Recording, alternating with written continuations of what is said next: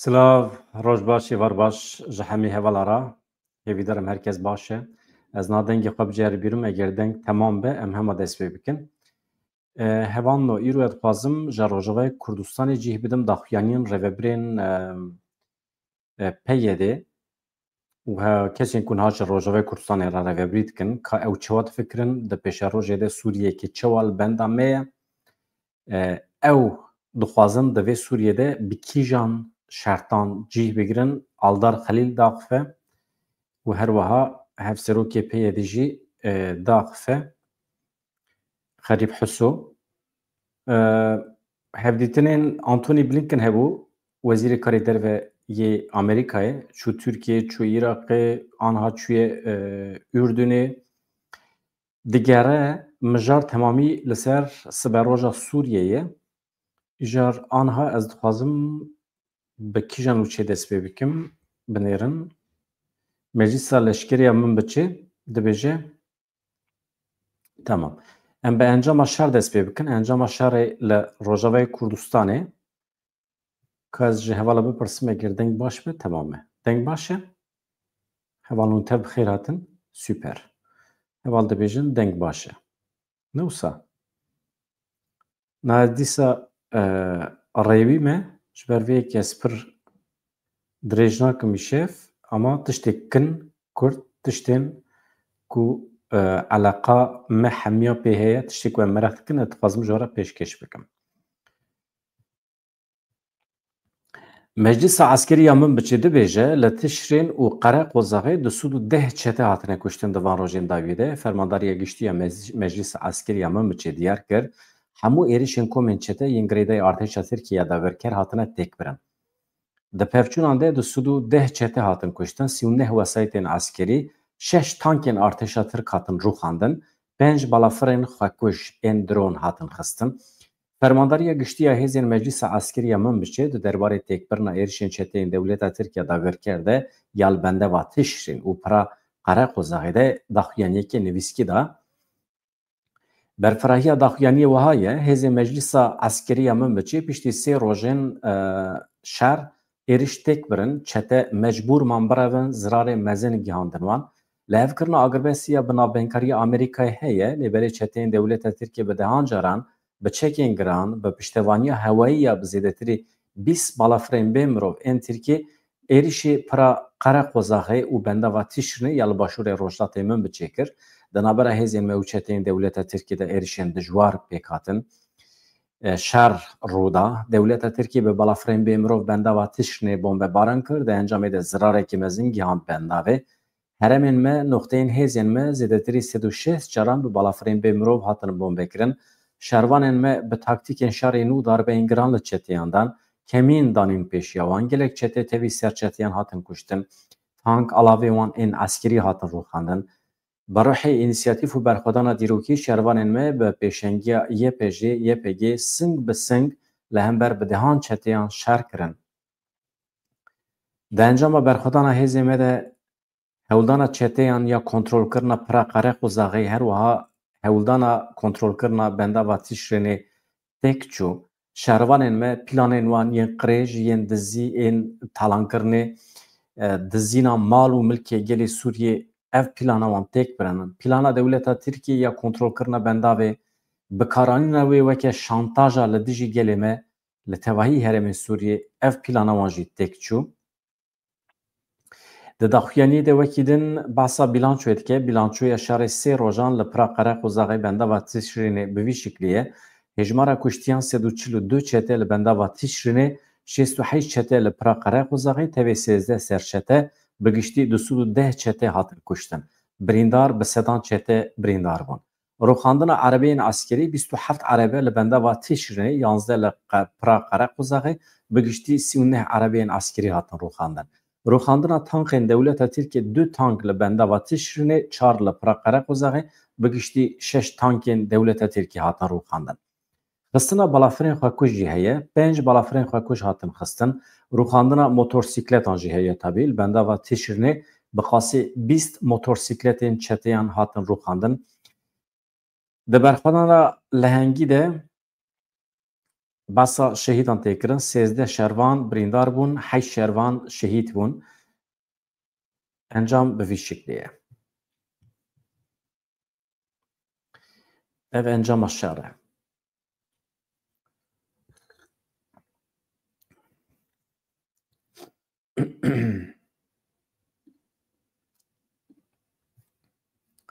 نایم جی بدن داخوانی آلدار خلیل یک ج اندامین دسته هفسروکاتی پارتیا پیدیه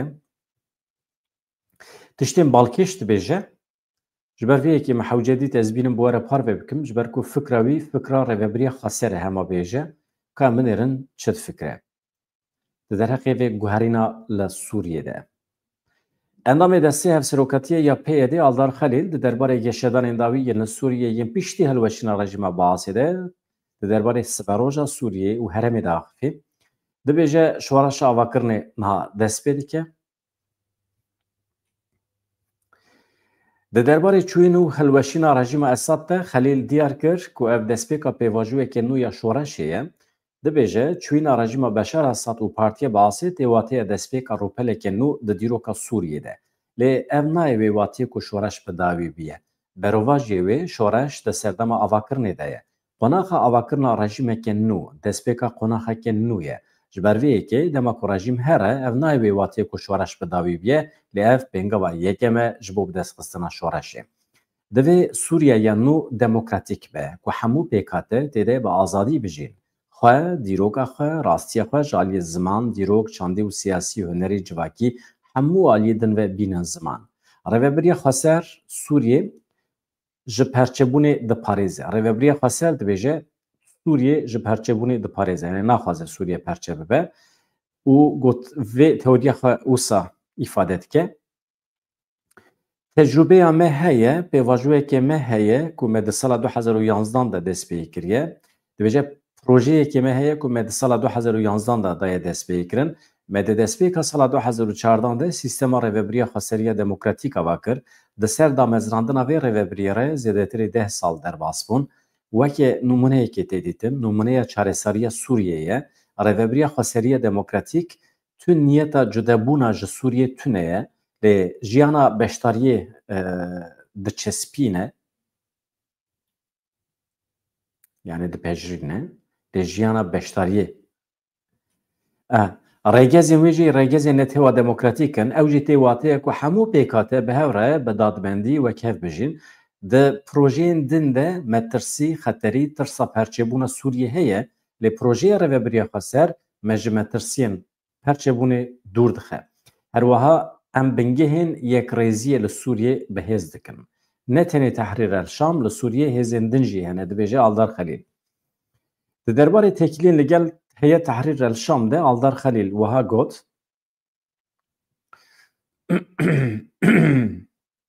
دنگته و تمامه هند شوپینن یعنی از بخواه بالکشت بینم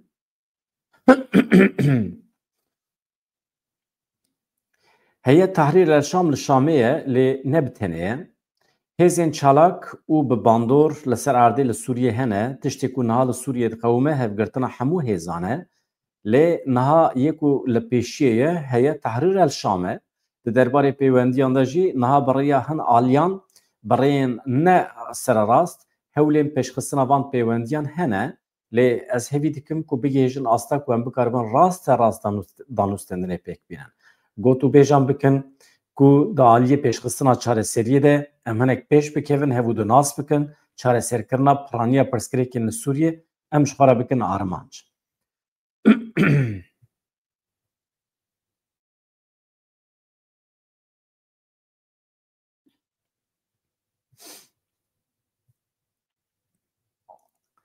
باشه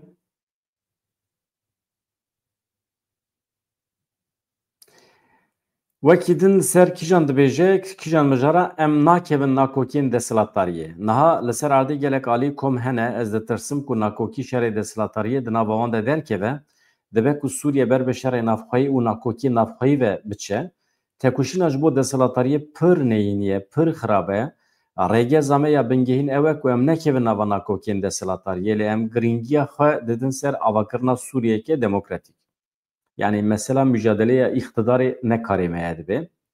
Mesela demokratik sistem çebebe.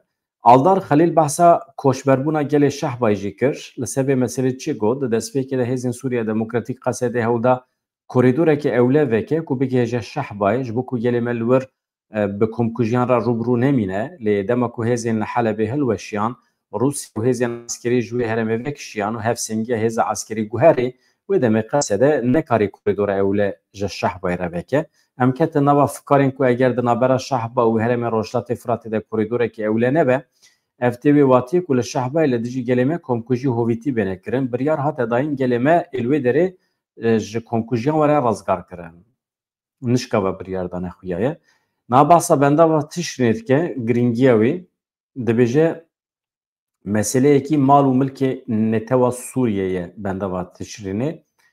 Aldar Halil da zanîn ku bendava tişrînê samaneke neteviye wiha pêde çû bendava tişrînê divê tiştakî niştimaniye nabe ku komekî yan jî aliyekî taybet bendavê kontrol bike ji ber ku ew bendaviya hemû Sûriyeyê ne qesede heta îro wê bendavê diparêze ji ber ku tu bandora rejimê tune bû dewletekî têkçûyî hebû lew me qesede rêveberiya xwe ser ev serveta niştimanî parast bendav bikaranî da ku navçeyên cîran ên derdorê bikaribin jê fayde sûdê bigirin di meselaya elektrîkê de avê de her wiha ji bo çandinî û avdaniyê. Lê divê rewşa nû de ya herî baş ew e ev bendav bi rêveberiya ku wê li seranserê Sûriyê karûbaran birêve bibe bi wî ve girêdayî be divê bendav weke milletekî divê bendav weke milkekî netewî be di destê aliyekî diyar de nemîne ji ber vê yekê qesede di wan salan de erka xwe ya dîrokî bicîhaniye di mijara bendavê de tû niyeta wê tune ye em hemû weke partî em hemû weke partî weke rêveberî weke aliyên li ser erdê hene piştgiriyê didin ku ev bendav girêdayê rêveberiya ku wê di Sûriye ya nû de erkên hukmî îdarî bigire ser milê xwe. Em qebûl nakin ku aliyekî taybet were vê derê vê bendavê kontrol bike. Aldar Halil her wiha behsa samanên din ên herêmê jî kir çi got yani çavkaniyên niştimanî li herêmê hene weke çi petrol, av, bendav, çandinî ev hemû jê derên niştimanî ne. Ji ber ku rejîm bi me re ne alîkar bû, nêzîkatiyên wê ne diyar bûn, me nekarî van dewlemendiyan bi Şamê re parve bikin. Ji ber ku rejîma serdest li Sûriyê ev tişt net pejirand. Lê di qonaxa were de pêşiya me em hemû dikarin di diyarkirina rebaz, mekanîzmaya helberîn û veberhenan de di meseleya pêşxistina van sazî û samanên netewî de di meseleya çandiniya xistina wan di xizmetê de hemû gelê yani hemî van dewlemendiyên ser erdê bin erdê bixin xizmeta gelê Sûriyê em amade ne hevkariyê bikin bi hikmeta nû ya Şamê re. Elbet piştî li hevkirin diyalogê li ser rêbaz û şêwaza pêwendiyên di navbera Şamê û herêmê rêveberiya xwe ser de weke mînak bütçeya giştî ya welêt wê çawa be? Çawa were belav kirin? Navê Sûriyê wê çi be? Serweriya rêveberiyê wê çawa be? Em ji hemû çareseriyên ku dikarin çareseriya demokratîk li Sûriyê pêk were em jê ra vekirîne. Yani eger yani bi kurtasî dibêje eger em di rêveberiyê de cihî bigirin eger rêveberî li gorî me hinekî tev gere rêw rêbazê wê sîstema wê demokrasiya wê em dikarin van dewlemendiyên li Rojavayê Kurdistanê bixin nîqaşê. Ev dewlemendî ne tenê ya rêveberiya xwe ser e yê temamê Sûriyê ye. Hûn zanin qismekî mezin petrola Sûriyê li Rojavayê Kurdistanê ye hem li Remêlanê û hem jî li Dêra Zorê herêma dibin kontrola Qesedê de.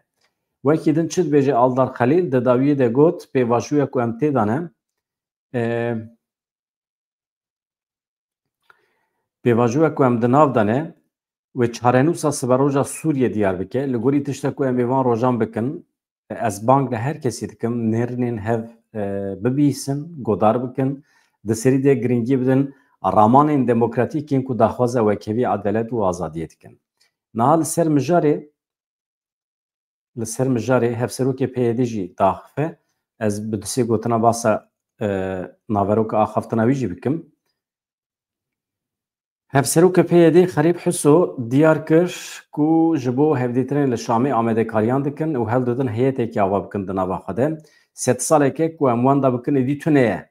Eger em bibin yek em neçarin îradeya me ew mecbûr dimînin îradeya me qebûl bikin. Yani wextê ku em diçin Şamê tê divê yeketiya me heye be ew jî bi vî şeklî zanin êdî Kurd hene îradeya wan qebûl dikin. Herî Heso da zanîn ku li Sûriye kaos tevlihevî dewam dike ji ber kaosê fikarên hemû kesî hene HTŞ rejimekî ava kiriye paytexta Sûriye kontrol dike hêzên navnetîvî piştgiriyê didin HTŞ em jî bi giranî dixebitin û civînan li dar dixin em amedekariya civîna li Şamê dikin. Heta niha tevlîbûna navnetîvî tune ye di pratikê de tiştekî tune ye niha tenê ala navendî heye rejimekî çû rejimekî din hat rejima berê netewperest bû lê ev rejima nû hem netewperest e hem jî îslamî ye em jî li dijî vê yekê ne sîstema me sîstemeke demokratîk e heyet wê di demekê nêz de li hev bicive hevdîtinê pêk bîne fermandarê giştî Qesedê Mazlûm Abdî jî got em hin hevdîtinên eskerî jî li dar dixin lê behsa hevdîtinên siyasî nekir heyet wê biçe Şamê piştî hevdîtinan dikare nirxandinên berfirehtir bike.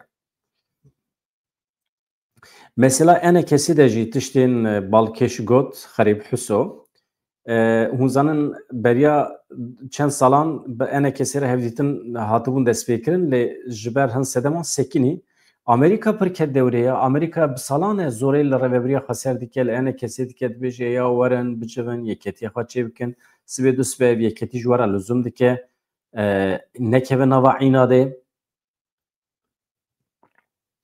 ama yeketî çê nebû li hev nekirin îja aniha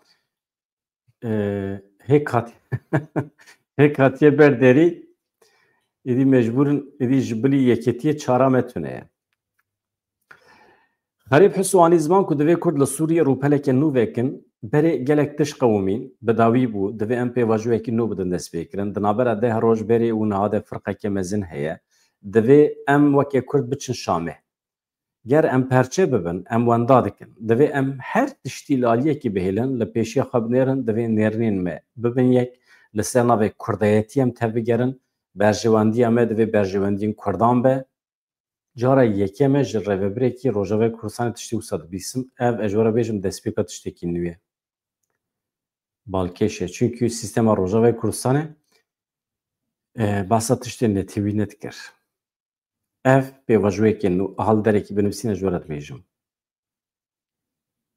ez ji we re dibêjim li Rojavayê Kurdistanê guherîn çêbûye ez ji we re car dibixwînim guherîn çêbûye çünkü niha daxwazên netewî têne ziman yani daxwazên hemî netewana behsa Kurdan dike bi taybetî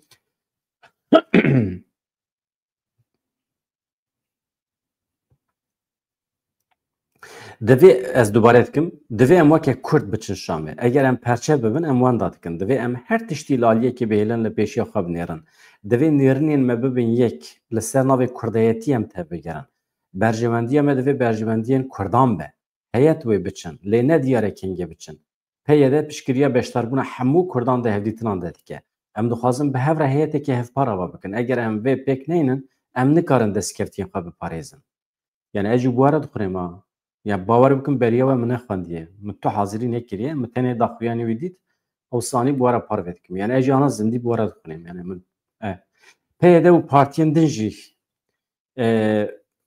dikarin divê şandê de cihê xwe bigirin divê ene kesê jî were tevlî bibe bi gavên pratîkî tê afirandin berdewamkirina nakokiyên berî bikirî tu kesekî nayê sed salekî me tuneyê êdî em wenda bikin eger em bibin yek ew jî neçar dimînin vîna me îrada me qebûl bikin dibêje Xerîb Heso wekî din çi dibêje li Bakur Rojhilatê Sûriye rêveberiyekê demokratîk heye li vir pergala ku mirov bi hev re dijî heye pêwîst e ev yek ji bo tevahiya Sûriyê pêk were ev sîstema demokratîk siberoja Sûriyê ye Şam di navenda vê yekê de ye sîstema me li Sûriyê pergala herî maqûl e bajarên ku herî zêde têda jiyan heye bajarê me ne hevalên me li her derê Kurdistanê dijîn bila piştgiriya me bikin em Sûriyekê demokratîk dixwazin ku her kes bi hev re bijî gelê me Bakur piştgiriya mezin da berxwedana Kobanî erê li hengiyekê mezin pêk hat erê Kurdên li Bakur dîsa dikarin vê rolê bilîzin. Ev xerîb daxuyaniya xerîb hiso bû. Niha jî ez cih bidim hin daxuyaniyên rêvebirên derva taybetî Amerîkayê. Jack Sullivan ev camêrekî muhîm e. Çima muhîm e? Ji ber ku şêwirmendê Koşka Spîyê ewlehiya netewî berpirsiyar e, ji ewlehiya netewî berpirsiyar e. Yani eger Daeş rabe ser piya ji nûva zindî be, serê vî camêrê dikeve belayê, serê Amerîkayê dikeve belayê. Yani ji wan meseleyan berpirsiyar e, ka em binêrin di derbera Rojavayê Kurdistanê de Jack Sullivan çi dibêje? Dibêje yani wan wekî Amerîka bi Tirkiye re li ser Sûriye, li ser Rojavayê Kurdistanê gotûbêjên ciddî û tund kirine. Şêwirmendê Koşka Spîyê ewlehiya netewî Jack Sullivan piştî hevdîtina bi Serokwezîrê İsraîlê Benyamin Netanyahu re li İsraîlê daxuyanî da. Sullivan bahsa serdana fermandariya giştî Amerîkayê CENTCOMê erî kulliya ya hêzên Sûriye Demokratîk qesedê kir. Hûnzanin fermandarê CENTCOMê Erik Kurilla çûbû bi Mazlûm Abdî re hevdîtin pêkanî bû, paşê jî çûbû Tirkiye. Wî jî bi eyna wê zorê li dewleta Tirkiye kiribû ku êrişên xwe yên li ser Rojavayê Kurdistanê bidestsekrandin. Niha ne dema şer e, bi tu şiklekî ew naxwazin şer çê bibe. Qesede hevkarê wan e, divê muheqeq di şerê li dijî Daişê de xebata wan, hevkariya wan dewam bike. Çünkü tam firsendê ku Daîş ji nû ve derbikeve. Ev camêr Jack Sullivan jî eynî tiştan dibêje. Di bersiva pirsa nakokiyên di navbera hêzên Sûriye Demokratîk Qesedê û komên çekdarên Tirkiyeyê Amerîka jî dibe bi hevkarên xwe yên Kurd re di nava şewrê de ye. Di mesela û şerê çetê û Qesedê de Amerîka di nava şewrê de ye. Şêwirmendê Koşka Spî dibêje wekî din em bi Tirkiye re li ser hêviyên xwe civiyan ku di rewşekî nediyar de rêya herî baş çi ye? Dibe me em wara axivîn. Ev rewşeke nazik e, ev rewşeke ku pêdivî bi xebat û geşedanên domdar heye. Em ê di heyama pêşme de şiyar bin. Vî camêrî her wiha te qez kir ku Amerîka bi hêzên Sûriye Demokratîk Qesedê re sedî sed di nava hevkariyê de ye. Hevkariya wan hem kûr e hem domdar e. Wekî din dibêje Qesedê ne tenê di tunekirina metirsiya Daişê de her wiha di girtina hejmarekê mezin ya terorîstên Daişê ya li navendê desteserkirinê de jî hevkarekî ciddî ê li dijî terorê ye, jîhatî ye dibêje. Operasyona dawî ya Amerîka ya ku li Sûriye bi balafirên B52 li baregehên Daişê dan ew jî bi bîr xist. Çi got? Em dixwazin ku ev xebat berdewam be bi tu şiklekî nê astenkirin. Me bi xurtî soza xwe ya berdewamkirina xebatên têkbirina Daişê nû kir. Wekî din da zanîn ku bi vê operasyonê li her derên ku em bi metirsiya Daişê re rûbirû mane dibe me em ê bi hevkarê xwe bi Qesedê re bixebitin. Li ku derê Daîş hebe em ê li wê derê tim bixebitin, xebatê xwe bidomînin. Amerîkayê li ser civîna Erdogan û Blinken jî daxuyanî daye. Ka ez wî jî bi wara parve bikim. Ka wekî din çi gotiye? Wezîrê Karê Derve Amerîka Antony Blinken hûzanin bi şev gihîşt Tirkiye piştî rûxandina rejima Beşar Esed tabii. Wezîreta Karê Derve Amerîka ragihand ku Serokkomarê Tirkiye Recep Tayyip Erdogan li Enqerê pêşwaziya Wezîrê Karê Derve Amerîka Antony Blinken kiriye. Di hevdîtinê de pêvajo ev guhestina siyasî ya li Sûriyê hatine guftûgû kirin.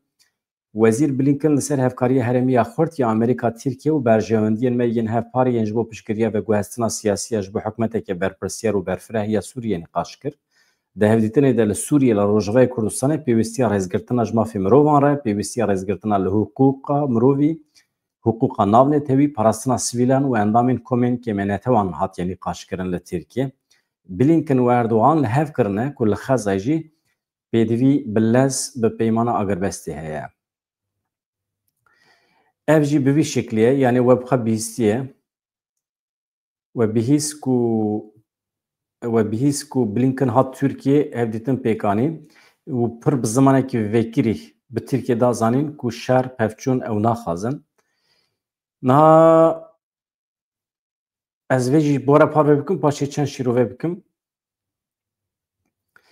Wezîrê Karê Derveyî Amerîka Antony Blinken bi serdaneke sürprîz piştî hevdîtinên xwe yên li Tirkiye gihîşt bala firgeha navnetewî ya Bexdayê. Blinken hevdîtina xwe ya destpêkê bi Serokwezîrê Iraqê Mihemed Şiya Sûdanî re pêkanî. Piştî geşedana piştî gihîştina Iraqê Blinken ragihand wan rewşa Sûriyê geşedanên dawî yên li rojhata navîn Iraqê guftûgû kirine. Di demekî de ku Sûriye hewl dide qonaxeke nû ber bi demokrasiyê ve bigire, hikûmeteke pir pêkhat ava bike. Hikûmeteke pir pêkhat ava bike. Kazviya dubare bixwînin ji ber ku ev nayfhem kirin, divê welatên herêmî jî piştgiriya wan bikin. Yani Blinken çi dibêje piştî di demekî de ku Sûriye hewl dide qonaxeke nû ber bi demokrasiyê ve bigire, hikûmeteke pir pêkhate ava bike, divê welatên herêmî jî piştgiriya wan bikin. Yani Blinken çûye Tirkiye, çûye Ürdünê, çûye Iraqê, digere li van welatan tabii İsrail jî ji wan rêca dike, ji wan bang li wan dike ku Tirkiye, Sûriye piştî hilweşîna rejîma Baas ber bi demokrasî ve diçe sistemekî pir pêkhate yani pir netewtê de hene ava bike, divê welatên herêmê piştgiriya wan bikin. Yani ev tiştekî nû ye. Mêrkana şeriat îlan kirine ya. Ev camê Blinken haya wî tune herhalde. Ez bi Mêrkana çünkü canik tune ne nava wan da. Blinken diyar kir ku divê ew hewl bidin ku Daişê serî raneke bi hev rê lê bigirin.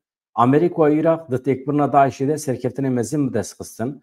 Em bi Iraqê re ji bo parastina serweriya Iraqê kar dikin. Blinken doh serdana Anqereyê kir.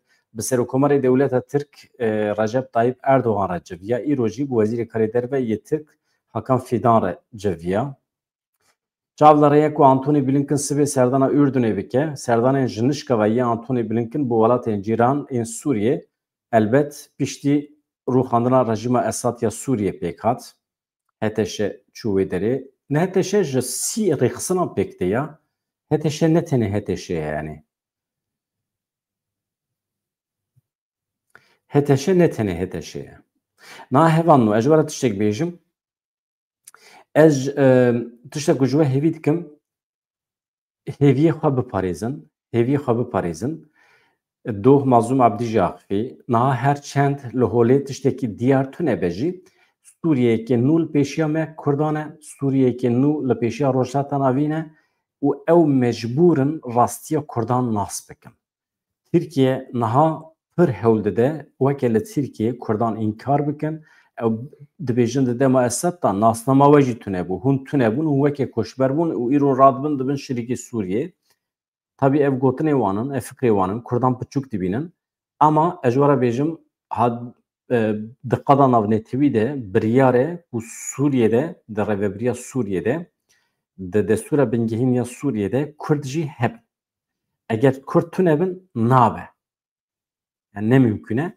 İjar yani bi qasî ku em hin tiştan dibîsin ev şarê ku çê dibe Dewleta Tirkiye ji ber ku naxwaze di Sûriye nû de Kurd hebin ji nişkeva dixwaze di demekî kin de vê pergala hey ji holê rakin Kurdan belav bikin û ji bo ku Kurd nebin xwedî îrade di rêveberiya nû ya Sûriyede. Ama hêzên navnetewî ji bo menfaetê xwe be jî pêdiviya wan bi Kurdan heye. Çünkü rêveberiya ku li Şamê were avakirin bê Kurdan Amerika bawerî bi wan nayîne. Çünkü ev hêzên Erebin, İslamîstin, hêzên terorîstin, ecêbin, îro hene sivê tune pir bêbextin, dikarin xiyanetê li mirovan bikin, dikarin bibin mirovê her kesî. Amerika baweriya wî bi Tirkiye jî tune ye, bi welatê cîran jî tune ye. Mirovên xwedî sozên xwe Kurdin dîsa. Mirovên ku xwe di van 12 salên dawiyê de mesela demokrasiyê de, layıkbûnê de nîşan dan, mafê jinê de, mafê perwerdê de her alî ve yani hurmeta ji bo kêmenetewên din, milletên din, pêkhateyên din dîsa Kurdin. Amerîka jî hêzên Ewropî jî ev yek dîtin. Yani hêzên ku tesîra wan li ser Heteşê heye, li ser Sûriye heye, Kurdan dî nas dikin. Ji ber vê yekê bi rêya Kurdan be jî ew dixwazin hukmê wan li ser rêveberiya nû ya Sûriye be. Mesela bifikirin ma hûn dixwazin sistemekî li Sûriyê çê bibe ku tenê ji Ereban pêk were û nizanin kontrol ji destê we derdikeve. Yani İsraîl jî Amerîka jî dixwazin di vê sistemê de qet nebe Kurd hebin. Ji bo menfaetê wan ve jî divê Kurd hebin. Ji bo demokrasiyê nakin ve însanan em çi bikin? Kes ji bo xatirê me tişta nake. Ji bo xatirê me tişta bikirana beriya 100 salan Kurdistan ava dibû. Ya di hevalê me dîroknas dibêjin beriya 100 salan ji xwe Kurdistan ava dibû, Kurdan nehêşt. Dibêje ew hêzên Ewropî hatin, bi projeyên Kurdistana serbixwe hatin, pêşniyazê Kurdan kirin. Ama wê demê rêberên Kurdan gotin na. Em pişta xwe bi Tirkan ve nakin, em birayê xwe li vê derê bi tenê nahêlin. Em bi wan re dibin yek. Yani em Kurdistana ku kafir ji me re çê bikin, pêdiviya me bi wan bûyê Kurdistanê tune ye. İja çi bû? Wele birayê me Müslüman jî yani qazixekî pir cidî li me xistine. Êdî em zû bi zû 100 salê nehatine ser hemdê xwe. Em her cara tên ser hemdê xwe qazixekî em rezîl û riswa bûne werhasıl 100 sale em bi halê xwe perîşan dikenin. Yani tam trajikomîk. Yani 5 salê 6 salê jî em xwed qelişînin em mahv bûn. Di dawiya de eger dîsa em baweriya xwe bi hêzên heremî bînin, yani em bibêjin birayê me Ereb û birayê me Tirk, em 100 salê din êdî wan nakin, êdî em tune dibin. Êdî 100 sal namîne. Ha, zarokê me 100 salên din vê YouTube'a me gudarî bikin, ew ê bêjin ya mêrik behsa çi kiriye. Baş e. Ez xatir ji we dixwazim bi hêviya rojên xweş azad, ez ji ber ku li xerîbiyê me nikarim dirêj bikim ya başî mirov bikin çêkê û xilas ke. Sibê ez ê hewl bidim tiştên nû ji we re berhev bikim. Ji ber ku ez çavkaniyên nû peyda dikim. Sibê hinekî milê min dirêj e di mesela peydakirina agahiyan da, ji we re bêjim. Sibê çend hevdîtinê min ê girîng, telefonê min ê girîng hene, ez ê hin tişta berhev bikim.